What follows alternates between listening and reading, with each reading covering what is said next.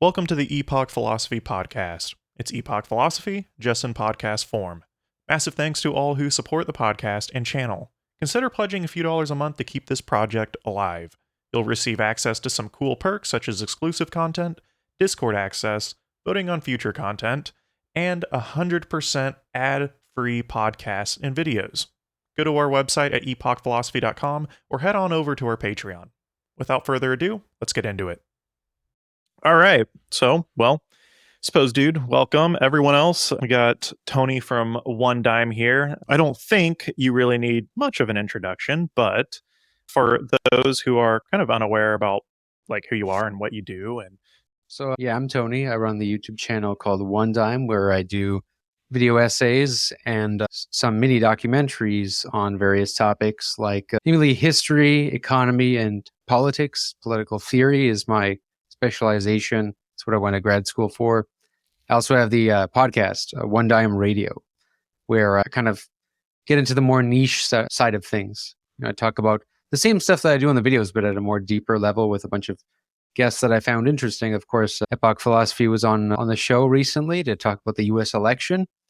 And happy to be here with another fantastic creator, I may add. I would say one of the only creators out there who's, I would say, a better editor than myself.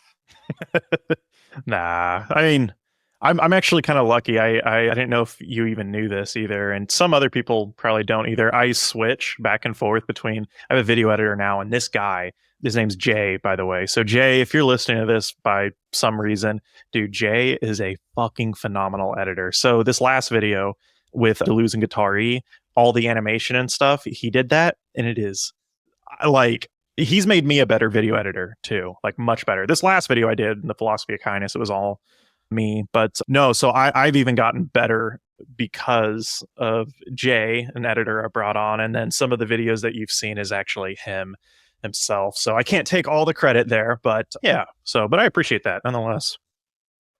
Yeah, I work with two editors as well, but it's like on separate projects, right here and there, like on separate videos.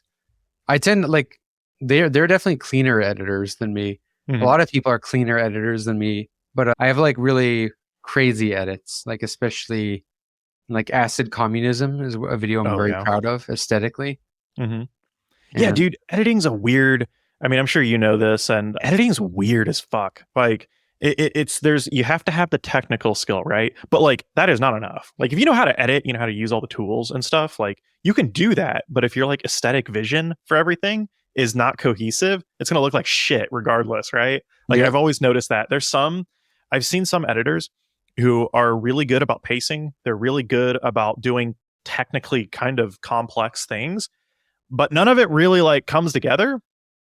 And then sometimes sometimes even more frequently, you'll have people who do really simple stuff and it's just very artistically simple and cohesive. And I actually prefer that at the end of the day, but it always kind of like kind of managing to do both is, I think, very difficult. Like I'm sure you probably feel the same way, but editing's really fucking hard. Like it's not necessarily learning the tools that you're using or anything. It's just the entire process. I don't know if you agree. I think editing's just difficult. It's just hard. Yes. Yeah, definitely. I mean, that's why I wanted to outsource it, because it's like, I mean, I'm still very particular about like the stuff I demand and ask for, and I give like a very clear vision, but it's very arduous. I mean, I'd rather at this point spend more time researching and doing the writing, you know? Yeah, I really wish there'll be AI that can edit for us one day. Like that can hopefully, just, like, and something. I'm actually totally for stuff like that. You know, like if LLMs can kind of sort of free up some workloads for us, for sure. It's just right now they suck. The bad thing about AI is that, we can talk about this too, we can go into it, is just I think we're overestimating their current capabilities, and CEOs of course are using it to just lay people off constantly. But yeah, but anyways, so there's a couple like things I wanted to touch on here with you. So a couple different topics. First, we can talk a little bit about like our last podcast that we had together, which was around the presidential election, and address the elephant in the room of me being really fucking wrong. But and then I want to talk to you a little bit about modern monetary theory, because I find MMT incredibly fascinating, even though it's really simple. It's just never explained simply. Like I'm sure you probably feel the same way. I find modern monetary theory a pretty simple concept to grasp. It's just everyone's really bad at like explaining it. And of course, we've internalized economic theory that's just really incorrect.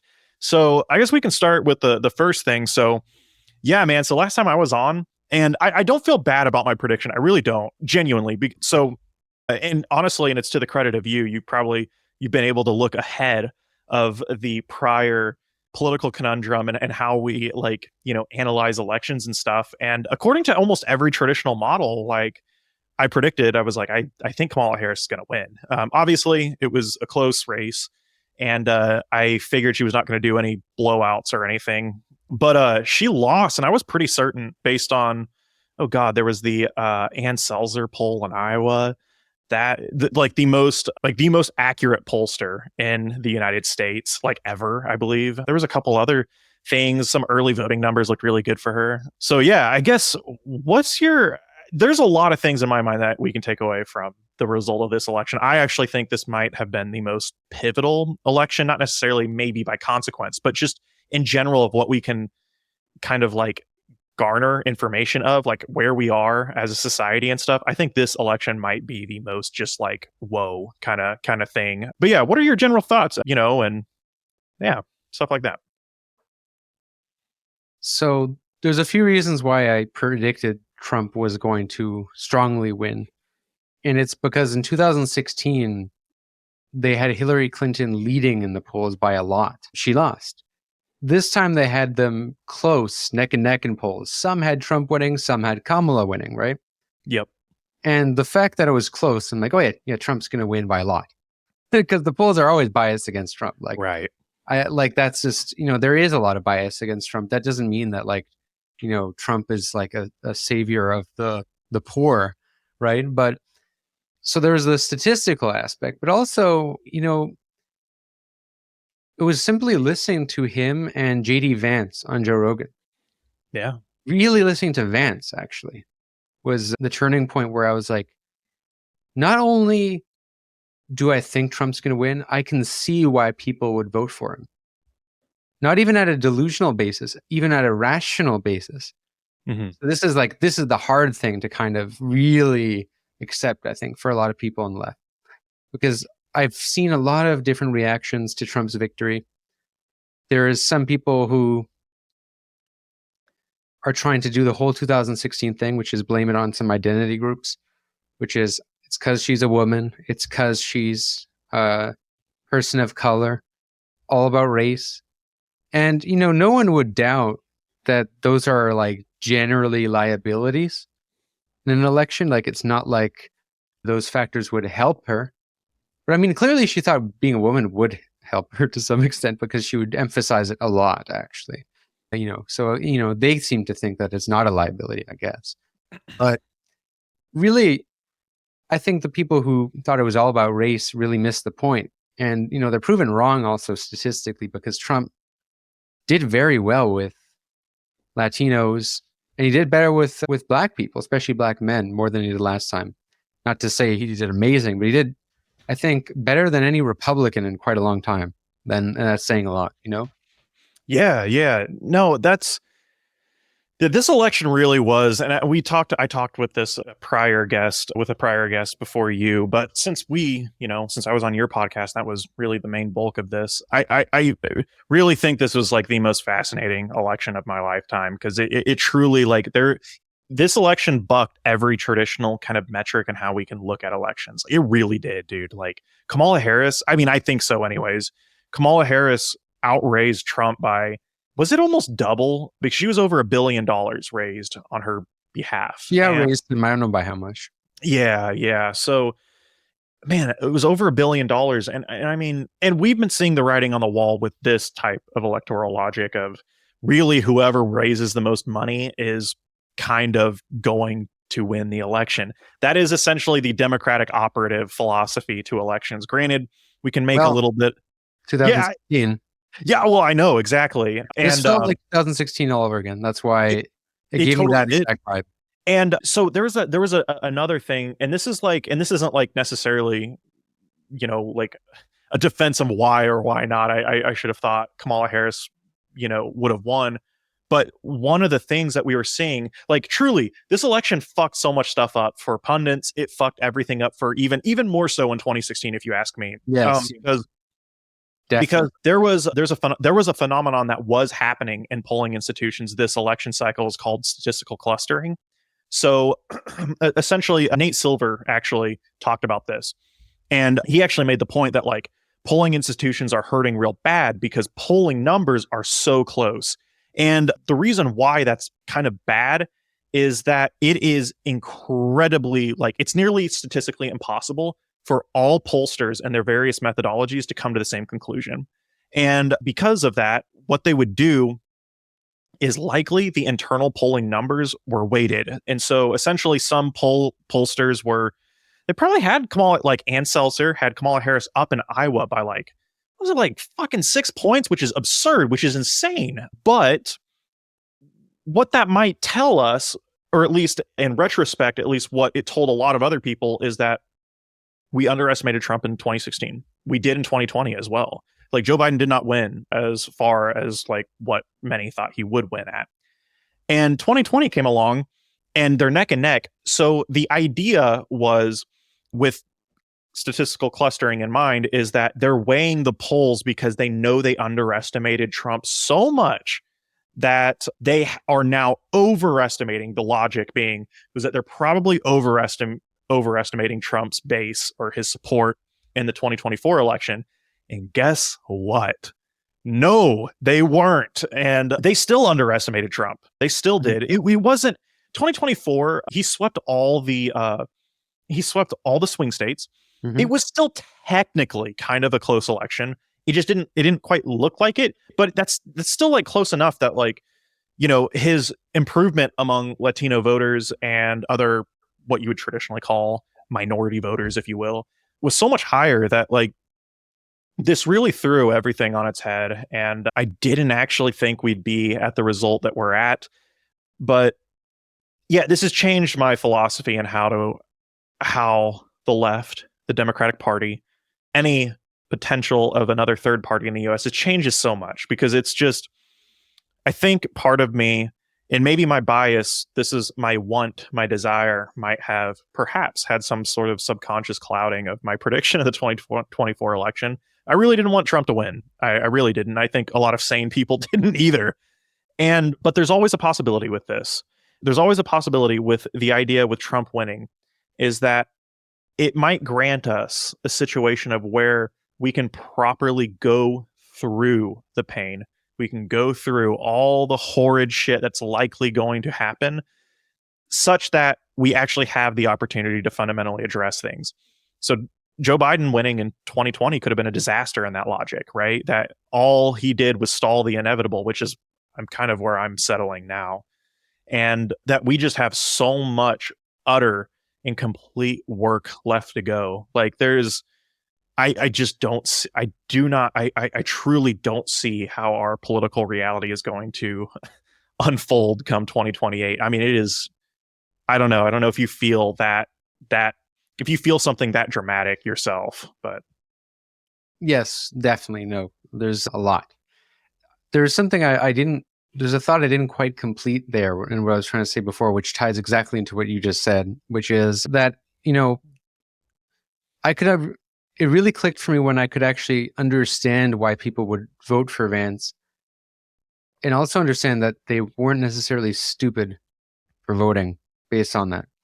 So that's what I really think is the difference. It's easy to say, well, I get why people are voting for Trump and, they're misled, they're brainwashed, whatever. It's easy. Like, of course, all politics is brainwashing, all of it, right? But if you think there's no actual self-interest involved in that voting, you have to assume that people are just completely stupid. And it clicked for me when it was that like actually some people who voted for Trump who are working class, which that's something that is worth looking into. He won by he won the working class vote by a greater margin than he did in 2016, even though he didn't actually increase his overall popularity that much. It was really the Democrats who lost popularity, but he won more working class support. And it's so if you look at this from a person who is looking on the surface, and looking at politics on the surface is in the interest of a lot of people because they don't have the time energy to be policy wonks. But often, operating on that kind of instinctual basis is sometimes gives you a better understanding than you might expect. So from a surface level, people who are looking at Trump versus Kamala Harris, it was very clear to a lot of people that this time Kamala Harris really was the establishment candidate. Like very much so. In fact, like she was always bragging about how many billionaires she had on her side. Like she had Mark Cuban go make a case for her. She, was campaigning with Liz Cheney. I mean, people already have said all this, right? But it's also that it wasn't even clear as to whether her policies were actually more in the interest of the working class than Trump's were. Now, that's something that's very hard for left people to swallow because we're used to this programming, which is, it's always the Democrats who are like the more left. And because we have this like idea that pro-working class means left, and what we mean by left has become increasingly confused. Left, we just mean like progressive signaling. And that's the thing. There was a lot of progressive signaling, but it was all very vague. So for a person who doesn't care about left and right, which that's the truth, most people don't really care about left and right. Like most ordinary people don't think in those terms. They think in kind of very instinctual basis. And instinctual basis isn't just vibes. Vibes is a part of it. I think there's two factors that determine voter behavior if you were to oversimplify. Of course, there's many factors, tons of studies on this, but it's, I think, two factors you could boil it down to being the most important: economic interest and trust. So trust is on the person. That's the kind of vibes, right? And economic interest. So what is the difference between Kamala Harris and Trump from the perspective of someone who, either just works a full-time job or owns a small business? Like we can put that as like the category, regardless of race, by the way, may I add, regardless even of gender, although the gender is a different factor. We can get to that after that because that's, we can talk about that. But when it comes to just the economic interest first, Trump was very clear on his messaging. Trump was consistently saying low taxes and low tariffs. I mean, he even alluded to abolishing the income tax as a whole at one point, which, like we kind of both agree, like that's probably never going to happen. But I mean, just the fact that he's saying he's going to lower it, people would benefit from that. There is this kind of meme that says like, oh, you don't really benefit from tax cuts. Only rich people do. Well, I mean, maybe if you're comparing like a tax cut of a few percentage versus like someone who'd give you universal health care. Right. But in the case of Kamala Harris, her economic propositions weren't clear at all.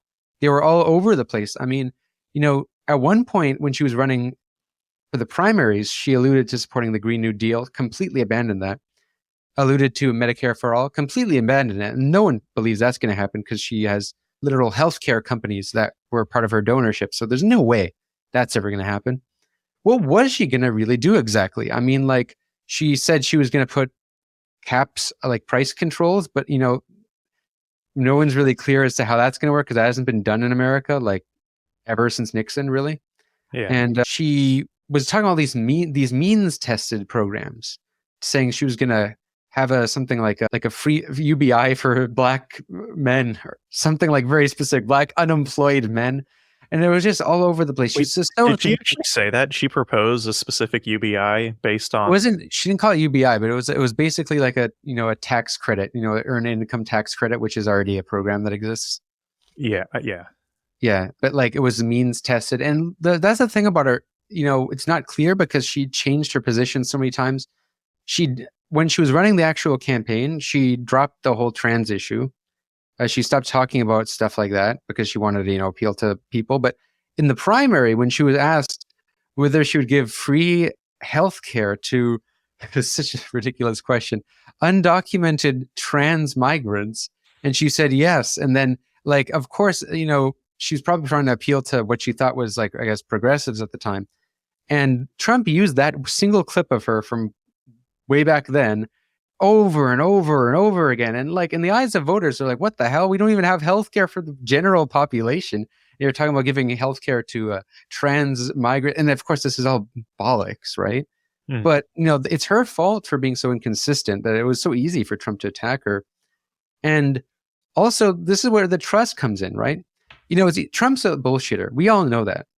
But with Trump's bullshitting, it's kind of like authentic in the sense that it's bullshitting in the sense that he's like kind of like that guy who exaggerates about how big his dick is, how much money he has. But he's like, it's not like I say one thing and then I say something completely different. That's Kamala. She's like a shapeshifter, a very prototypical politician. Mm-hmm. And in the eyes of a lot of people, like, who are you going to trust, Trump or Kamala Harris? You're going to trust Trump, who's like a bullshitter who will Freudian slip and at least be more consistent than someone like Kamala Harris, where it's like, you don't know what the hell she believes one day or the next. So it's like, they're not stupid for trusting Trump. And it's also not like all voters who vote for Trump. There are the MAGA people, right? There's like the hardcore Right. people. But there's a lot of people who might have voted not because they think like, oh yes, Trump, our daddy, is going to for sure do this. It's kind of a game of who do you hate less? Yeah, Or I not not. to totally interrupt, but that is like I think that's something that's like I even some people aren't I think some people are not emphasizing this enough. It wasn't really MAGA that elected Trump. And that's like honestly the scariest thing that people aren't talking about. MAGA didn't elect Trump. It was technically the like you were talking about the sort of normal independent minded, and you can kind of go into detail of what you mean by independent. Half the time kind of you might say like uneducated or just people who don't there's just their I life don't believe in isn't the education thing either, by the way. what's that?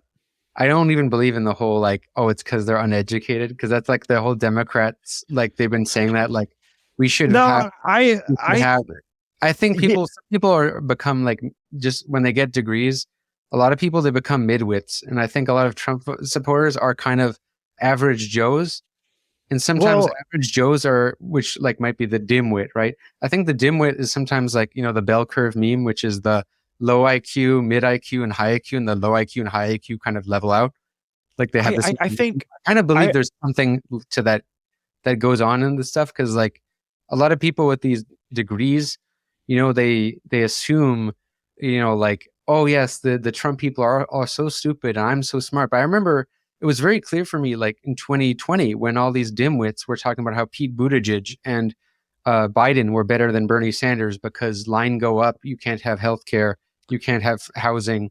And I remember like these were the dimwits who are the biggest obstacles to progress. Whereas, yeah. I would see Bernie go on Fox News and he would get praise. And that was like Yeah. another turning point for me, where it's like, who's our enemy really? It's not just the right. That doesn't Yeah, mean I the right's think the trend either, right? But yeah, like, yeah, yeah. yeah, I my mind I kind of so I kind of see so what you're talking about with the extremely there's a lot of arrogance there. Like the very sort of pompous arrogance of I don't know how you describe it, maybe like a technocratic ideology of like I don't know. You described it pretty well, like the dimwits with degrees who are perhaps maybe in my mind, my gut tells me it's overconfidence in certain things that they probably don't completely grasp in its entirety. On the flip side, though, I very much do feel that like a lot of what we are seeing with the sort of like we were just talking about that independent minded demographic or people who usually just don't really engage much in politics. I almost see the phenomenon that we're in is like, I kind of, so I might push back here a little bit. I kind of do think they are like stupid in the sense like they don't understand how a lot of systems work and operate. They don't get like the the specific individual things perhaps, and I'm generalizing here of course, but the difference is they're very engaged. So like I think in general like political engagement is a lot higher than it ever used to be in American history, and there could be a number of reasons for that. It could be the sort of like maybe politics has been pop culturalized more than it ever has been, and that's a working thesis maybe in my head. I couldn't probably say what the definitive reason for that is. voter turnout went down quite a bit since the last election. It went up in Yeah, 2020 a lot. Yeah, but I mean, I think if you compare like even voter turnout compared to like God, Bush versus Gore, even like oh God, even John Kerry. I think I mean I'm pretty sure it was 2024. It had to have been higher than Romney and Obama, I believe. Yeah, I'm not sure. I know it went down a lot because it was up Yeah, in 2008 a lot. And you know you right, have that cycle where like the Democrats keep disappointing. right. Um, yeah. Yeah, no, I don't know. I've kind of I've settled on the idea that we don't have a lot of like maybe the best way to put it is like genuine raw tools for people to sift through like information. So I think like literacy rates have gone down immensely, and perhaps maybe there's some like connection with how Mhm. we can fundamentally think about things. And I kind of find that that seems to me to be like a big bulk of our current kind of like right wing in the US. Like they, for example, like Mm. you kind of highlighted where like dude, like genuine good, like what we would think good policy is popular across like the whole spectrum of politics. We've been seeing that all over the place, but there's a huge divide on where like our or where we think certain political issues lie. So again, the classic example of like typically the right will blame like immigrants or they'll blame the other in a generalized sense.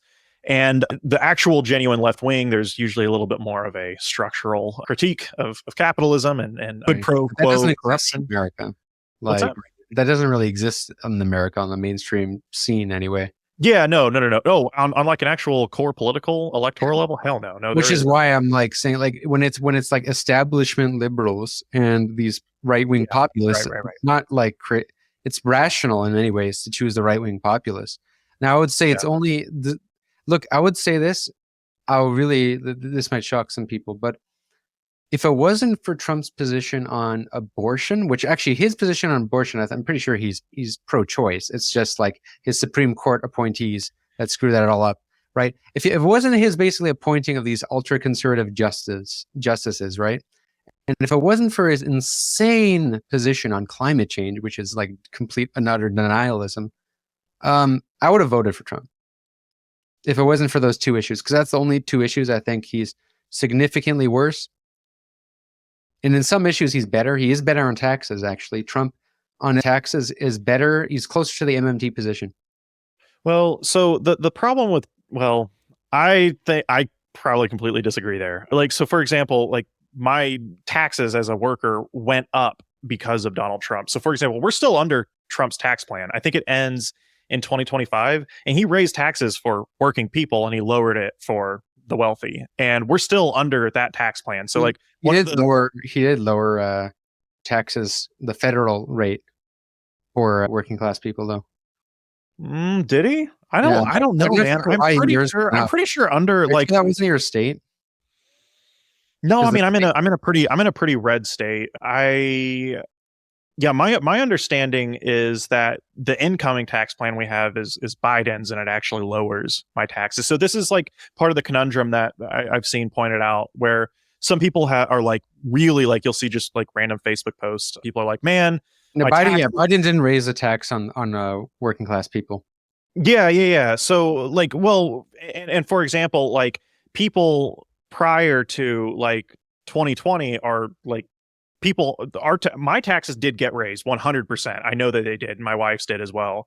And a lot of other people's I believe got raised. And you'll have people, at least in my little sphere of like Facebook, whatever, you'll have people that'll talk about like, man, Joe Biden and taxes, and it's actually not really Joe Biden's tax plan that we're dealing with right now. It's Donald Trump's. But no, I mean, my understanding is like I don't think Trump's tax plan is would be better than even like Kamala's at all. If anything, I On believe. paper, though, that's the thing. Like, yeah, we're basically we can assume Trump isn't going to do what he says he's going to do, which is on paper he is actually going for a historic tax cut, a massive like, Oh yeah, well yeah, and yeah, yeah. and also for high tariffs, which would presumably lead to deindustrialization. Now, whether Trump's going to do that, I always assume no, but that's also what people assume about politicians in general, Right. right? And that's people assume that about the Democrats, and it would be just as logical to assume that about the Democrats. Like liberals, like always lie about this stuff. Like in Canada, this is why people hate Justin Trudeau so much. Justin Trudeau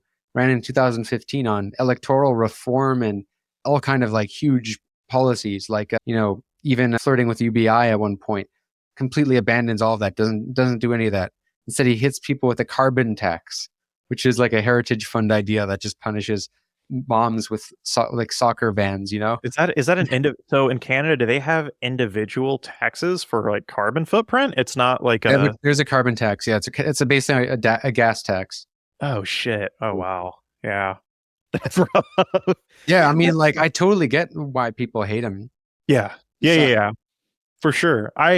Man, we are like I think just with in general the type of like I don't even know how you describe it, like the center, like sort of preservation of liberal democracy. We're really at a point where, and I don't know where we're headed per se, but I mean, like, fuck, man, I don't know, like, I I think there was writing on the wall. Well, so early on, when there was a bit of enthusiasm with Kamala Harris, it might have been vague, but I think at the end of the day, there was this sort of aggressive ideal towards like something better.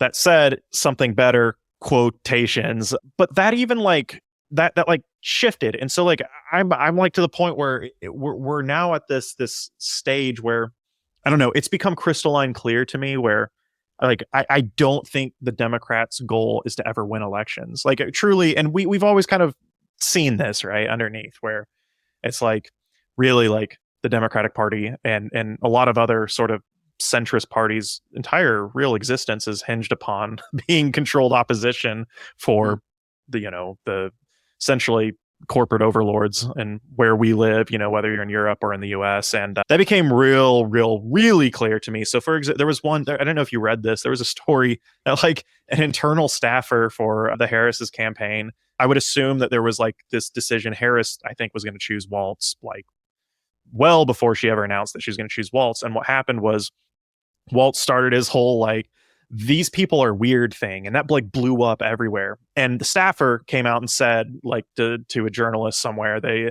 said that essentially donors stepped in and they said he needs to stop this, and Kamala Harris's campaign just totally caved. And I feel like that is just the absolute state of the Democratic Party and kind of where we are. And I don't know. I can't find myself like necessarily seeing the point where it's like there's any I don't see anything but mere regression as far as like silver lining. what's that? Well, I don't know. I don't want to derail if you're trying to articulate a thought, though. I don't want to derail it because it might take us in a different direction. Yeah, I mean, it certainly I can see a silver lining in the sense that stuff's going to get a lot worse, and it might actually genuinely force us to get somewhere. But it's shit's going to get. I genuinely do think shit will. It kind of depends, like you were saying with it's debatable whether Trump is really going to put these tariffs into play, and I want you to actually go into that thought, but we I'm also stuck between the idea of whether like will Trump actually enact these tariffs, because I think if there is a broad like 35% tariff or whatever he's proposed, that really will fundamentally fuck so much stuff up completely. I mean, it'll utterly destroy like our modern basis, the economy. But I think I'm kind of at the point where I think that is. Do you disagree? Well, I do want to remind people that was Bernie's position. Bernie wanted high tariffs. A broad 35% tariffs I don't across know all about that. goods? Not necessarily that specifically, but Bernie Sanders wanted like reindustrialization and tariffs. Yeah. Well, And I do want to say like there is a potential consequence of that, but it's not like catastrophic. What might happen, which would be interesting to see, is that it might lead to inflation, because like it's if you want to produce all this stuff at home, well, you're going to have to pay a higher price for that if you want to use American labor for that, when you can just import it from Vietnam or China or Indonesia or whatever. Like it's going to be cheaper. So like I just can't see how this won't lead to inflation. But And I also don't really think like American car industries are going to ever be competitive again. So I'm not really Right. sure where we're going to really see this reindustrialization. But it'll be interesting to see. I'll say that because Trump being able to test these policies would let us know as to whether these are good policies, because Bernie Sanders had some of them. You know, Bernie Sanders wanted high tariffs, and I remember economists were saying like, that might lead to inflation. And here's the thing, in a kind of globalized economy where there's so much more countries that are more quote unquote competitive than us, when I say than the US, like that very well could be inflationary. It's also not good for Canada. I will say this from my country's perspective, Trump's tariffs are really bad, actually. Like, Mhm. for our situation. So like we'll see how this works. But like from Trump, like this is the thing, from an instinctual level, like people see Trump and they're like, he's saying put America first, and at least he's trying. I mean, he is like, in a certain sense, he is like a national. He's representing the national bourgeoisie, the nationalist bourgeoisie, which, you know, is in a certain way more preferable to a lot of people than the globalist bourgeoisie who has no loyalty to the land. Like that's not a new idea. I mean, like Latin American populist candidates come to power on this sort of platform. And when I listened to Vance, I really saw how people would have voted for him, because previously I didn't really heard much of this guy talk. I watched a documentary about hillbilly whatever. Mhm. Okay, and you know, I had an idea. I looked into his background. Like he is a classic opportunist. I mean, like he Yeah. came out of this working class background, but he basically kind of, you know, he pretty much left his neighborhood behind and became a hedge fund capitalist. What was it? A venture capitalist. That's right. And he has a net worth of like $10 million. So like, I don't have any illusions that he is like, you know, a real man of the people. But just in terms of how he talks and thinks, everyone was saying he's so weird. You know, you mentioned that Tim Waltz thing, weird, weird, and everyone thought that was so like that was gonna stick. And I I listened. thought that I thought that would stick. I thought it was, so I heard the guy talk, and then I listened to him on all those podcasts, Theo Vaughn, Tim Dillon, Rogan, and I was like, this is the most normal sounding politician I've ever heard. You know, like in the sense that Yeah, like when he talks, like I know I he's watched a little more bit of normal him. than any politician in modern American history, and that's saying like except Bernie Sanders. Okay, I'll say Bernie. Yeah, Bernie is like an exception. Bernie's our guy. Okay, we don't have yeah. to say why Bernie is. We already know that, but he's even more normal sounding than Waltz, and Waltz is already a pretty likable guy. Because Vance, like unlike Trump is like not a normal guy, but he is like non politician like. Vance just comes off like an average Joe, and a lot of the tropes you might throw at him, which he was before depicted as like a crazy far right guy. I mean, he has an Indian wife, and they did an interreligious marriage, like where there was like, you know, a Catholic priest, and they had the Hindu dresses and dances and music. Like, I mean, this guy's not a real racist. Like, give me a break. Like, I saw Nick Fuentes was like hating on this guy, saying they picked a guy with an Indian wife. Oh my, America's in decay. Like the real Nazis hate that. So like to me, it's not a racist thing. Like I don't think even I don't even think Vance. I don't think Vance is that at all. Really, like Well, I look at like kind of what you're describing in the sense where a lot of people have argued that like, you know, the debate of whether Trump is a fascist or not. Like when you take Trump's character, like Trump is like deeply anti-fascist in a lot of sense. Like his himself, like as a person. Like Trump is in some ways the most anti-fascist politician ever in as his human, like as his person.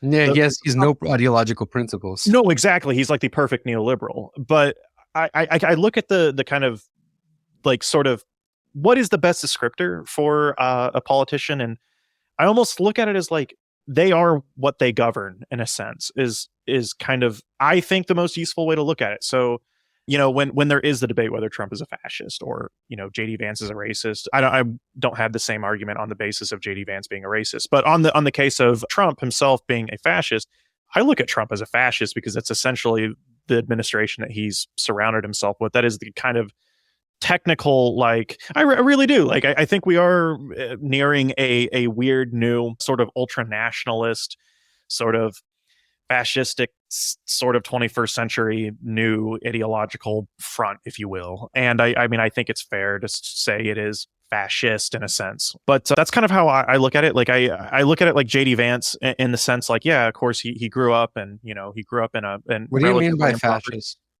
What criteria do you? Like a kind of like ultra nationalist return to like these ideals of like I guess you could say maybe a stark like heteronormativity and like male masculinity, if you will, like an entire essentially just I don't know. really kind of You could say that about, well, that literally was Reagan, yeah I and know I don't think yeah Reagan's fascist, and Reagan, um, and it's also like, I don't think it's fascist in either the Nazi sense and or even in the Italian sense, which the Italian is fascism is like the right non-racial that's fascism. It's neither of those. you don't think there's Not even any a bit. not Not even even a a bit bit. there's no So, connection so I whatsoever think the only thing Trump has in common with fascism is his illiberalism, and illiberalism is something that is on all the far left too. Like, uh, if you look at like the Stalinism and stuff like there's a liberalism there too. you Like, but I mean I don't think that's fascistic at all. Like, the people the same people often say like, oh, Trump's fascist. They usually say like the Bolsheviks were fascist, and I don't think that's the case whatsoever. It's just people mix up no a lot of overlapping traits. Like, I think what you could say, maybe I think when people say Trump's a fascist, what would be a better term for what they're trying to say is like Bonapartist. That, I think, he definitely fits the bill because he's a that between classic me and Democrat. you who understand right I totally understand what I get totally what you're saying. I almost feel like though if we do go down the route of getting really specific and sure between It me does and you matter because, look, I will say it matters because if we don't, we're not understanding what fascism is. In fact, I would say nobody really knows what fascism is until, like, especially if you're a socialist, you don't really know what fascism is until you can see why you might like it. This is a hot take because I yeah view well no yeah fascism social as communism's demonic twin. Like, um it's its evil twin in the sense that it's opposite, but it's also it has a lot of similar characteristics. In fact, hmm a lot of similar. It yeah is socialistic. well It's a kind of pseudo socialism. well Trump, I I don't really see well that. I think Trump's just like a. It's really like, Trump is so close to Reagan in my view. Like, he's like Reagan without the politeness. yeah I but man I mean I think that's the thing like I look at it in the sense where we're viewing like political ideology as something kind of more static, though, right? So, like, ideology in itself is pretty expansive, and there's a broad range of like ways in which we can use like fascism as to describe a certain kind of moment, right? And man, there's so many parallels in my mind immediately with how, particularly with like Trump's administration. If anything, Trump, his person, is what to me comes off as like not fascist. But as far as like the heritage foundation and a lot of the sort of like ideological like kind of backing like behind Trump, that's where who I think will do most of the real governing. That's I Well, mean I don't actually, see any if anything, I think the thing with Trump, the biggest liability of his regime is actually that there's no ideological coherency whatsoever in his regime. Like, I think that's going to be the most interesting thing to see about Trump. It's going to be a total shit show because there's people of all different ideological variants who are going to be fighting for power. Because, okay, let's just look at his cabinet. You have, on one end, you have like people who are not even nationalistic. They're kind of neoliberals. Like, you have Vivek and Elon Musk, who are trying to do this Department of Government Efficiency bullshit, which I think that's the craziest shit in his regime. Because, Trump himself is basically like, he governed like on MMT principles. Like, he didn't care about the deficit. He was cutting taxes. He was spending. He was like, whatever gets us out of this COVID mess. I mean, like, he didn't spend as much as he needed to, but and he didn't spend it in the right way. I mean, most of his tax cuts went to people who didn't need the tax cuts. But, like, the thing is, it's very different from like the ideology of Vivek and Elon. Elon and Vivek are convinced that like America can run out of its own coins. Right?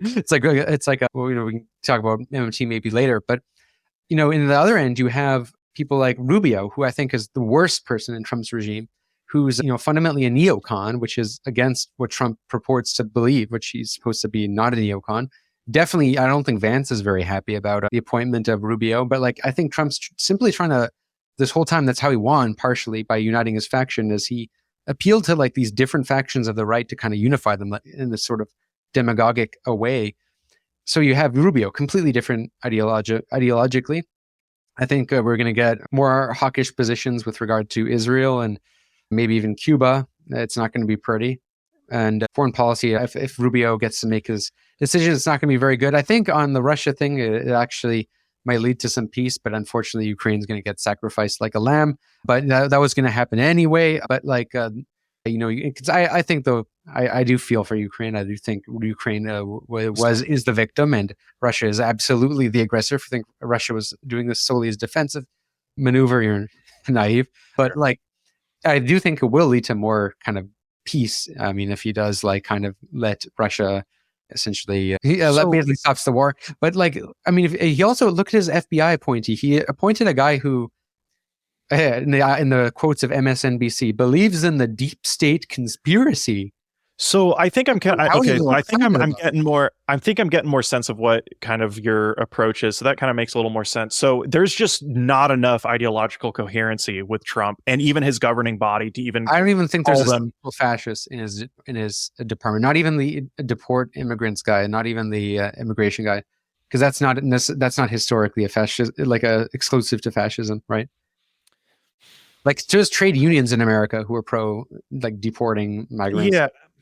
Like in Australia, there was a point where the whole left was for like anti-immigrant. Like fascism is a very particular ideology. You don't see it's basically socialism without class struggle, and a totalitarian view that the nation will become kind of the replace civil society in a certain sense. Like the nation is everything. The nation is all that.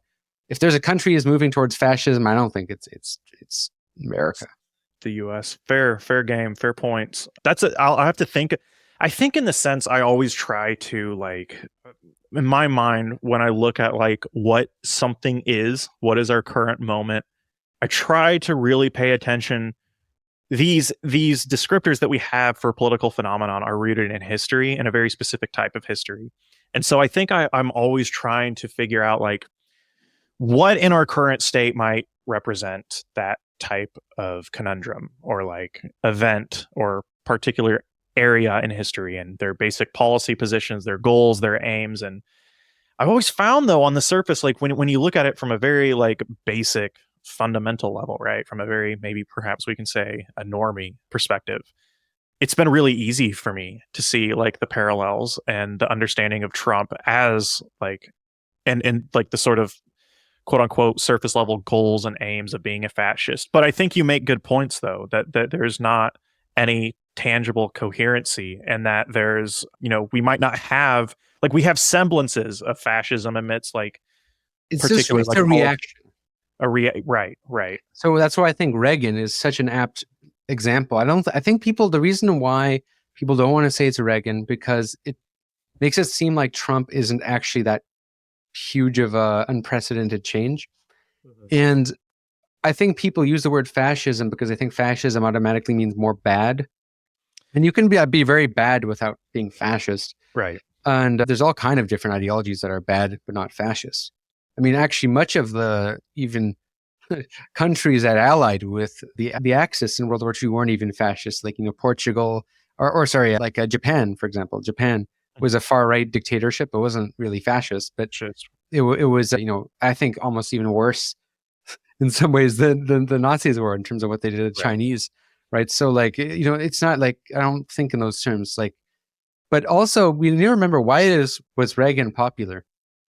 Reagan was a reaction to the 60s. Right. Let's remember, like, we can look at the 60s. The 60s has many good things about it. Also has many bad things about it. And at least that's what people thought. I mean, it's not just like right-wing cranks. It's not just whites. Muhammad Ali voted for Reagan in the second time. And Muhammad Ali was a Malcolm X guy, civil rights guy. And he said that he's voting for Reagan because Reagan is the only one who still has moral principles and is putting God in schools. Okay. Yeah. And like Reagan is a reaction to like what people saw as an excessive cultural change. And I think Trump is a reaction, he's a reaction to many things, but it's a reaction to neoliberalism in part too. But I think he's also a reaction to quote unquote wokeism, whatever we can get into how we define that after. But I think when we think of wokeism, we have an idea of what we mean. And that is a phenomenon that's not just exclusive to liberals. It's liberals and left people who tail liberals. And, like, I think it is a reaction to that, actually. Like, I remember, we can get into that more after, but I think, yeah, Trump is a reaction heavily to that kind of culture. And that's maybe the silver lining. I already see people are waking up to this, and a lot of people on the left are like, oh, yeah, well, there's something serious about we need to do some reflecting. People were reflecting when Bernie was sabotaged by those BLM activists who heckled him for Right. being white and whatever. And like, I remember this is what gave rise to the whole dirtbag left, bread tube divide, because like there was this annoying tendency where people were trying to sabotage what were like, for the first time in America, like genuine social democratic politics. Right. It was being sabotaged using like lefty progressive identitarian language. And that's insidious, if you ask me. Like, that's like, how insidious is it to stop like the first major progressive politics we've seen in a while using progressive language? Like, that's right. That's like, that infuriated a lot of leftists. Right. What was there was a video, this reminds me, I just saw this recently. What was it? It happened in, I think, 2020 or 2019, when Bernie was at was it maybe a conference about like the legacy of the civil rights movement, and Bernie Sanders like said he marched alongside, the others during like the MLK era, and someone asked him on stage. It was like essentially a black sort of like, I can't describe it. It was a very like African American race focused sort of like, I don't know if it had to have been a convention of sort, some political type of convention, what have you. I can't remember exactly what it was, but no, I think one of the women asked him like, what are you going to do for like the African American population, the black population in the U.S. And he brought up like Medicare for all. He brought up these genuine, real like economic things that would like help people, but it would help people, right, in general across the US. And I think he got booed. Do you remember that?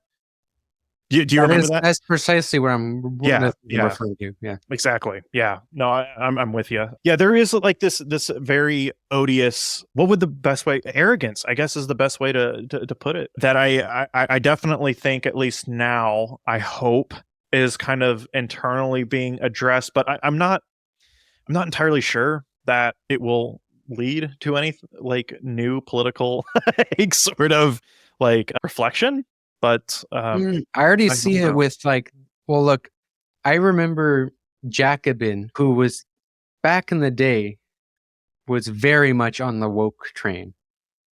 And I remember they started taking a shift. Something clicked for them. They started having a bunch of people like Adolph Reed Jr. on, Catherine Liu, major critics of this sort of thing. Do you like, actually they got a lot of heat from like the woke side of the left, who is saying, are you firmly just before, because I want to understand, maybe my audience might, are you definitely like, are you kind of in the camp that like wokeism is a thing? Absolutely. If you don't think so look, I'll say this, I'm post woke, because if you're anti woke, you end up kind of playing into the woke. Because anti-woke people who focus too much on the stuff, they perpetuate it because they feed off each other. Like the wokeism isn't just like only the left. The right wing benefits from it. The right wing, is like a vampire that like feeds off of this stuff. Like it benefits them. And the left, who kind of buys into the woke stuff, is like kind of like they are controlled opposition. Like not intentionally so, but they function as that. And what I mean by woke, it's not like so much like a set of beliefs. Like I don't think. Like, some people want to use this thing where wokeism means like you support trans people existing, you support women's rights. Like, no, like you can be non-woke and support all those things. There's plenty of cases. I think the majority throughout history who've had those progressive positions weren't. So then, in my mind, I still like. So I've always understood, like, really, my mind's always the whole like woke seems to be just like, in my mind, a right wing. Yeah, that's what I used to believe until I started seeing. So I actually, I did see it as a thing, but I just thought it was a liberal thing. I didn't think it was a leftist thing until I looked at the history. And also I didn't really realize this, and probably you didn't either, because you were in a poli-sci department and I was in a highly technocratic political department. And which means like, I remember, we've talked about this. You had a centrist department. So did I. We were probably insulated from that culture. If you had a history, for example, you were in a history department, you will see, or like it's anthropology or Hey, I'm sorry. Can sociology. you hear me? Can you hear me? Oh yes, you kind of froze there. Am I my Oh, back? you're I still apologize. frozen, Jesus Christ. I thought you were just like a stoic statue No, there. my computer's been fucking up in some ways. I'm sorry, dude. I'll let you can cut whatever. Ah, shit. Okay, but you're still recording on your side. Everything's good. Yes. This is exactly what I was worried about. Oh, you're fine now. Okay. God Okay, damn it. Sorry, dude. I was Yeah. gonna, So I just need to complete that because that sounds incoherent. what's that? Oh, you're kind Woke, of woke, yeah. woke- wait. Okay, so if people want to understand what wokeism really is, I'd recommend Christopher Lash's book, The Revolt of the Elites. He's talking about this from already in 1994. Now, there was a book even before that written called The Closing of the American Mind, which was written, unfortunately, by a person who's kind of a right winger, but not a right winger in today's sense. He's like a Leo Straussian, Alan Bloom, The Closing of the American Mind. Very good book. Now, my criticism of it is that there's like no material analysis of this kind of movement, right? Christopher Lash is basically writing that exact book, but with from a leftist Marxist even perspective, where he has like a materialist analysis. It's very readable too. There's also, a bunch of people have written about the subject. Virtue Hoarders by Catherine Liu, Class Notes by Adolph Reed. He's written about it. There's another book called the Victims Revolution, but that's also kind of, a little dated in some ways. But it's a total phenomenon, and probably the reason why you didn't experience it as much, and probably I didn't see it earlier as well, is because we were both in kind of like centrist university departments, which might have been insulated from this sort of thing, you know? Mhm. Whereas where this tendency really took hold is it took hold in sociology departments, in history departments, in literary studies. And you can really see it. And I remember little glimpses of it when I took certain electives. So I remember I had a history class, and I remember when she was about to talk about the history of slavery in Cuba, she was like, if there's a trigger warning, if anyone doesn't feel safe, they can go leave the classroom. I remember thinking like, what? Like, this is a real thing. And I mean, this might seem like a small kind of thing, right? But it's part of a bigger move, which is a sort of move to teach education in a way that makes people feel good rather than, tell people like the truths of things, because it's ridiculous. And it's also a lot of this sort of, also like there's this kind of move towards tearing down statues because of, certain people we have statues of, like the founding fathers or whatever, were slave owners, and, whatever, the Columbus statue. And it's like, Mhm. you know, and someone will say, well, they're pieces of shit, whatever. Okay. It's also like this logic is so condescending to even the minorities they seek to protect. Like the idea that like a black person is going to see a Thomas Jefferson statue and like cry, it like implies that black people have like no intelligence. And it's like, it's honestly disrespectful. And it's never actually like working class black people or minorities who ever really make these sort of demands. It's always people with degrees. And what happens is when you get an oversupply of people with college degrees and little career prospects, they're in this really weird position where they want to kind of justify what they had a degree in. And so they want to like do something. So they end up doing all these kind of activism that is very easy to do, but ultimately contributes to nothing. And they also want to signal their social capital, their cultural capital, more accurately, their cultural Right. capital, what they know. So they say, I know this better than you. So they end up becoming like anti-racism or whatever decolonial lecturers who want to lecture people about how they're too racist. It is Yeah.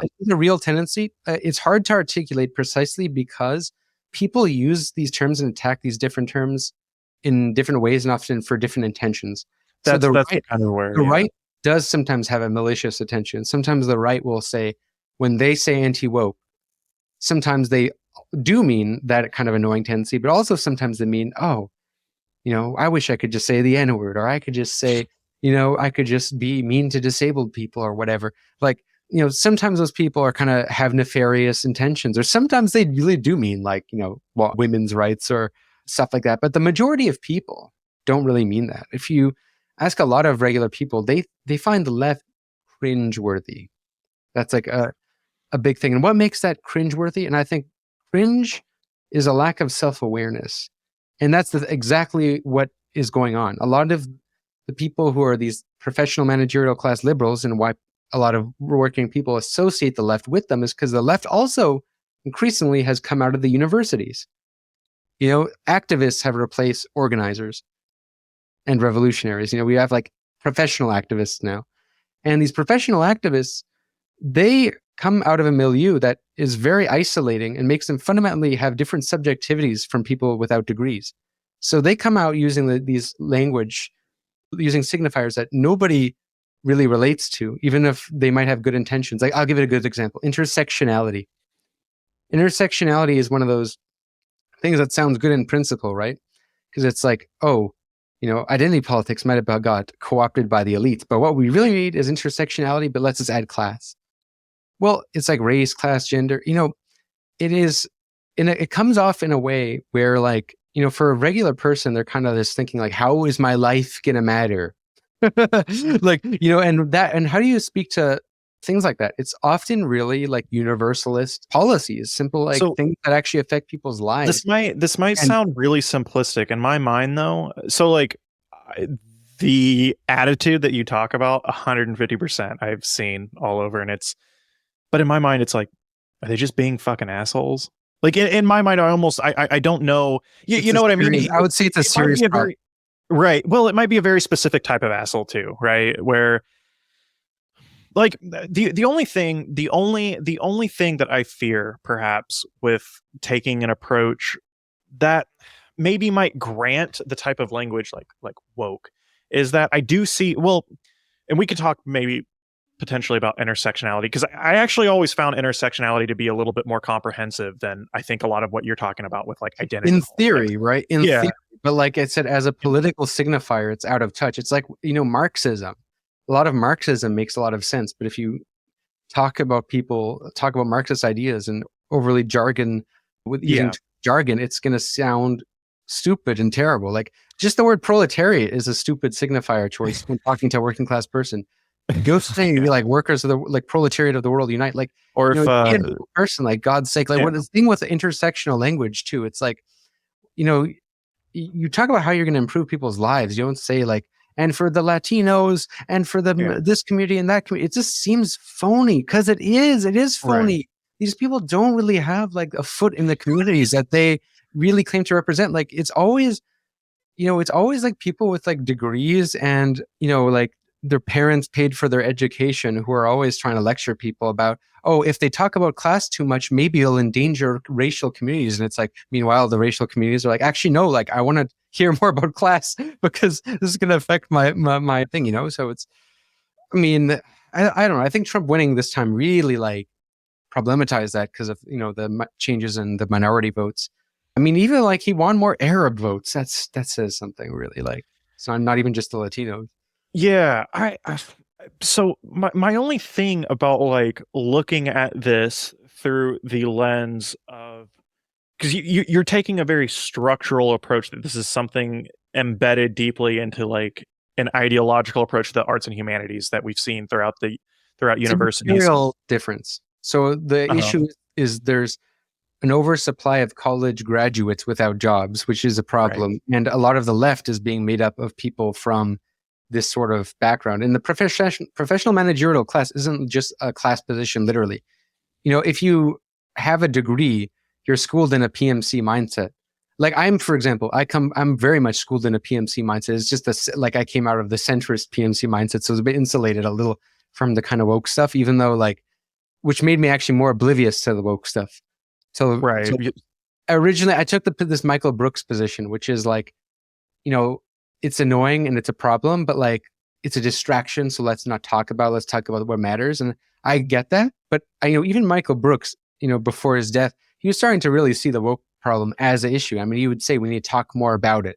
There's this talk with him and Cornel West. Do you fear using the terminology woke, though, is probably going to give a lot of credence to, like you kind of pointed out, a lot of really dumb right-wing kind of approaches to it? Well, I don't know. I'm happy to, I think, to win people over, you need to talk to them, right?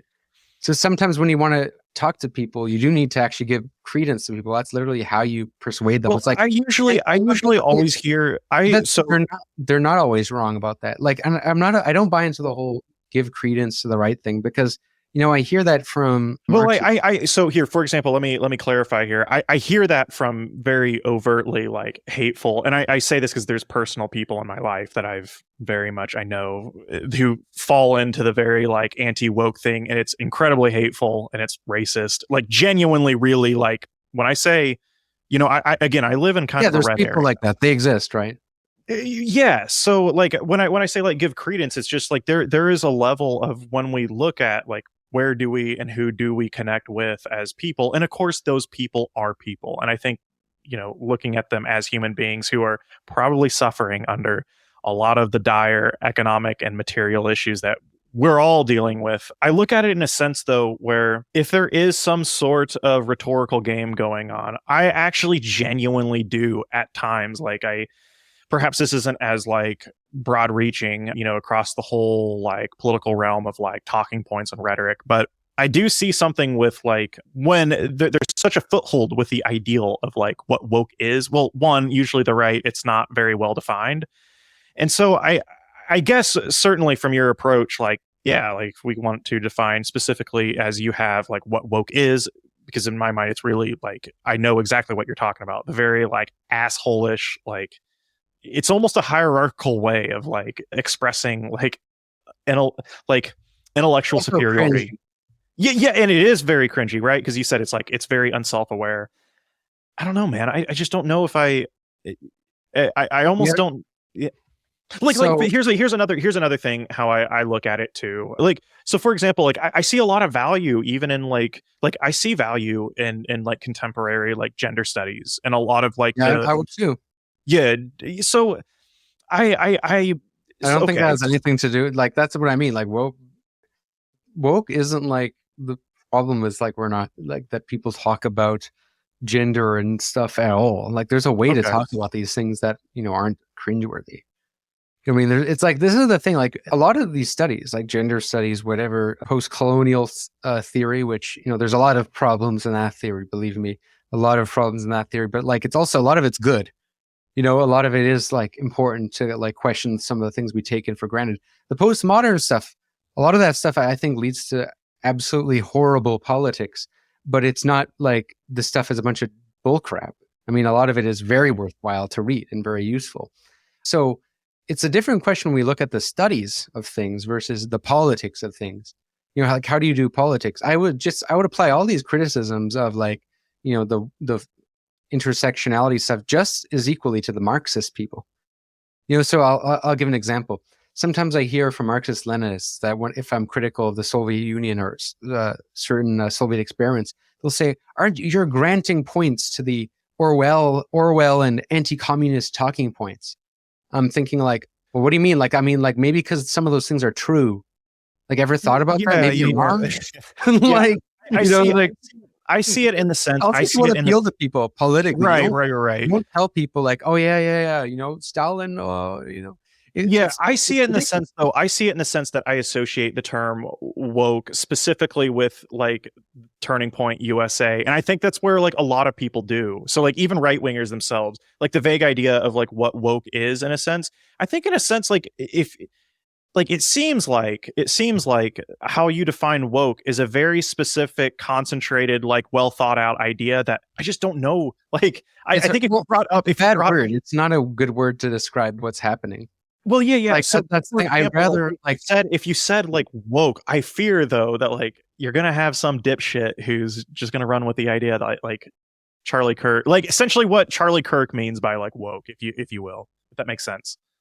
look. Actually, you can look at a kind of parallel between the new atheists and anti woke people and the left and the fundamentalist Christians.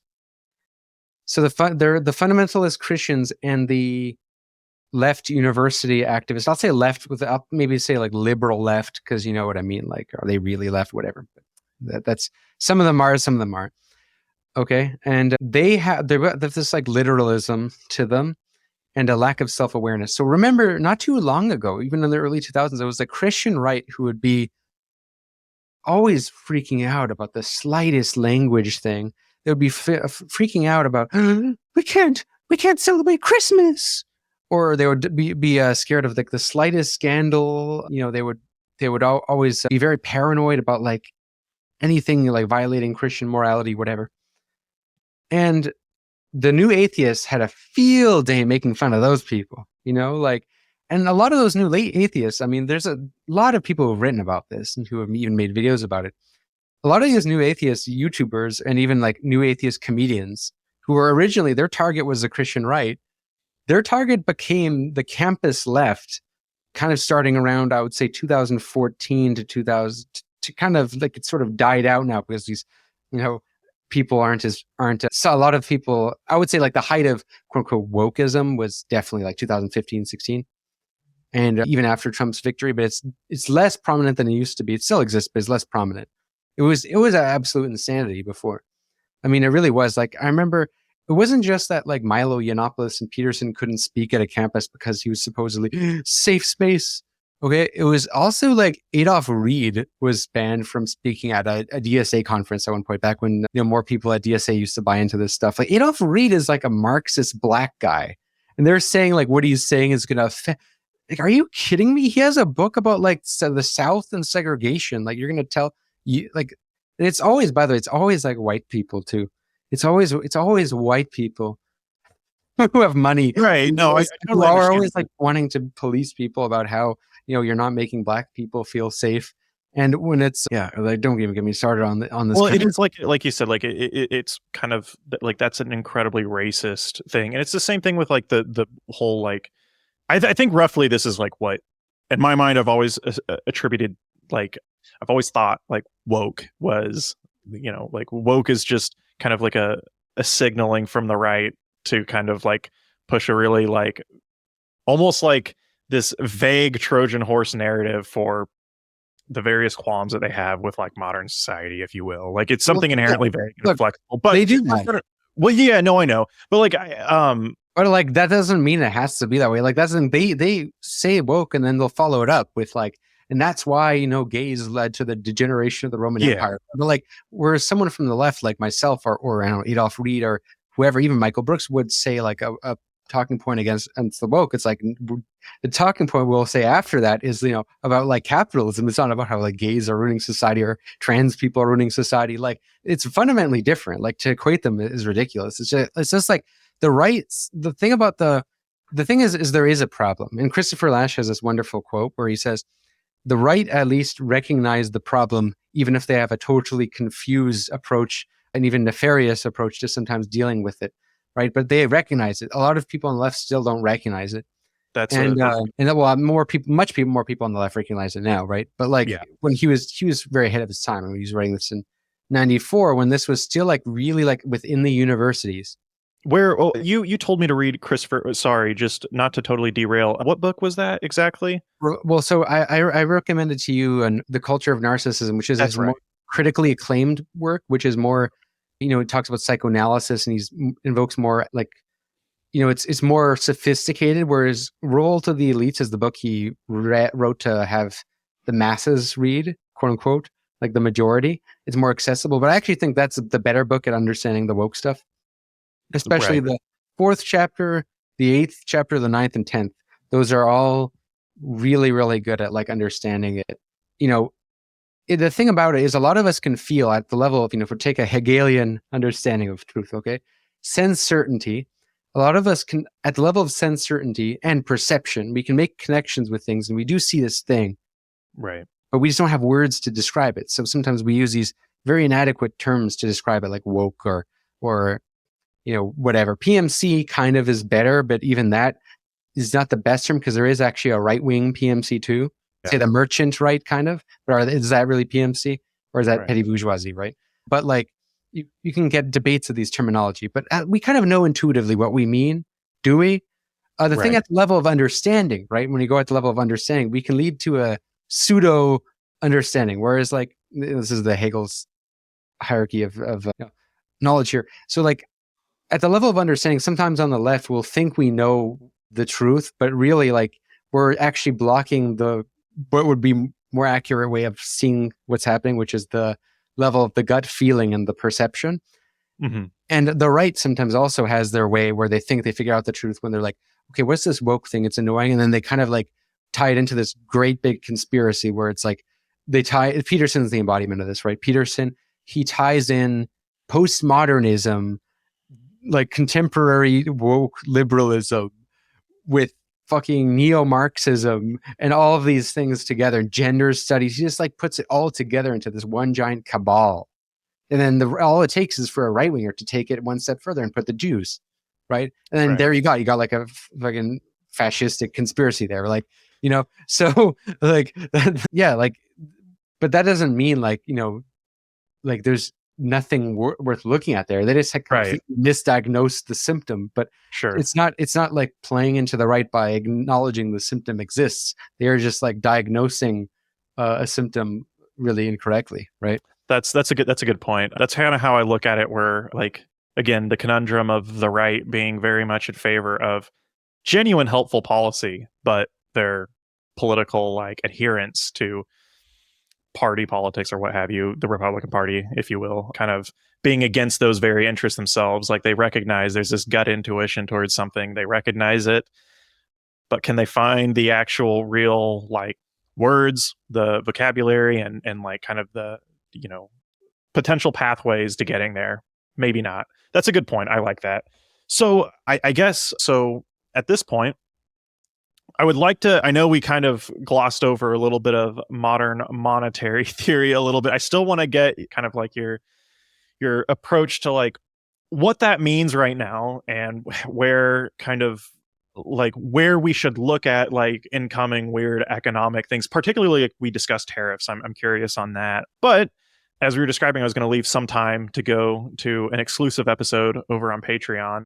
Okay, so everyone else here, we're going to move on over to Patreon. You can find the remaining part of this podcast Can on. I add one thing? Yeah, go for it, man. Sorry, just because I realized I said something earlier that without the context probably sounds nuts. Okay, so I said like if it wasn't for the women's issues and climate change, you know, maybe I would have voted for Trump. Well, okay, so I'll say like what people will say, what about the mass deportations? Now, let me just say this. Okay, that I actually don't think is the biggest difference between the Democrats and Republicans. Because look at even take it from Tim Walz and Kamala Harris on both their debates. There were separate debates. What they said, they were criticizing the Republicans for the fact that they proposed a bill which would do what Trump wanted, but that they blocked. You know, so like what the Republican, they proposed a bill when Biden was president, when Biden's still president, they proposed a bill that would have done what the Republicans wanted, but they blocked it because they wanted to have this issue as something they could campaign on.